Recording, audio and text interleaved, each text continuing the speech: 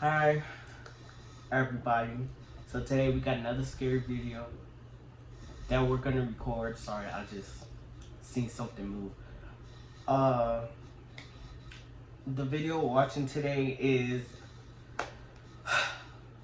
True Police Officer Horror Stories animated. So we're gonna, see what police officers go through. I guess. Yeah. I'm a little nervous for this one. Okay, I got my headphones, volume all the way up. Let's get scared.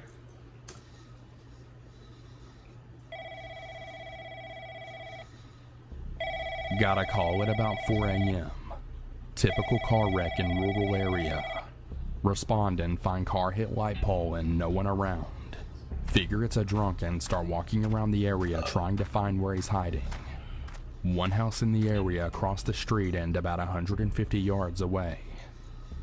After a couple of minutes, a woman comes screaming bloody murder from the house towards my unit.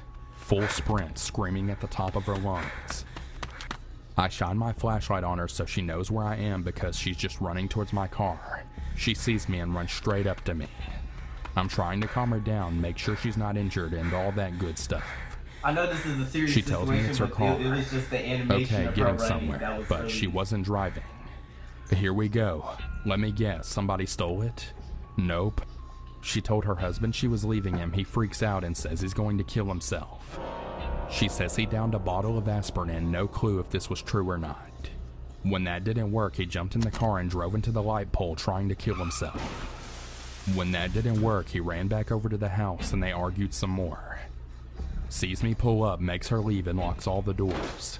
I asked her why she didn't leave and was he being violent towards her. No, he would never hurt her, she said. But he grabbed like a 12-inch butcher knife from the kitchen and told her she needed to go, so she did. Once he locked the door, she panicked because the children were inside. Don't remember the ages, but very young. Cue the screaming and running. I look over to the house and began to see the interior lights going off one by one. Well, shit.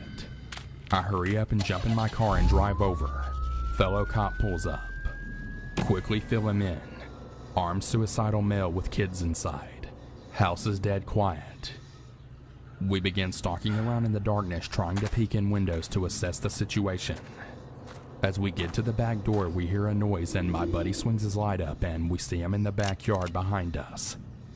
Freaking guy was outside the entire time watching us. He's sitting on his feet, half sitting up is the best way I can describe it. Tats all over him, no shirt on with jeans. His head is cocked to the side and he's just staring at us with that giant ass knife in his hand and not saying a word. We both draw but keep our guns by our sides. He's about 20 feet away. Start talking to him but no response. Then all of a sudden, without saying a word, he begins cutting. I mean full on slicing his forearms and chest. Then he begins screaming and crying. We're telling him to stop, just talk to us, you're not in trouble, we'll get you help. He says he deserves to die. Well, I'm not killing him and my buddy's not either. He switched hands and started slicing the other forearm. Just deep, terrible cuts and he won't stop. He starts slicing his thighs, chest, and even his neck a little. We already called for the ambulance. He finally stood up and was begging for us to kill him. We kind of danced around a little while not allowing him to position himself to become a threat to us. Yes, I know about the reactionary gap and I wasn't worried about it. He was losing blood and getting weak, so we basically decided to wait him out. He cut a few more times and he walked around a bit and then just fell down. We pounced and got the knife away and the ambulance showed up. Got him to ER. Docs advised it took 250 stitches to patch him up. No charges and we got him referred for some help. The kids were unharmed, by the way. He sent her away because he wanted to die and didn't want her to see it.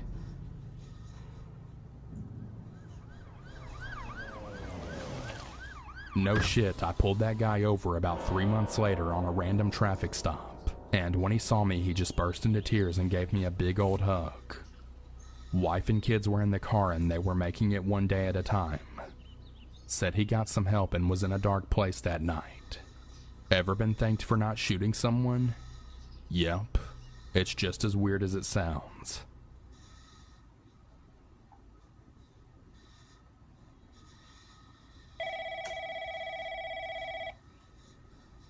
I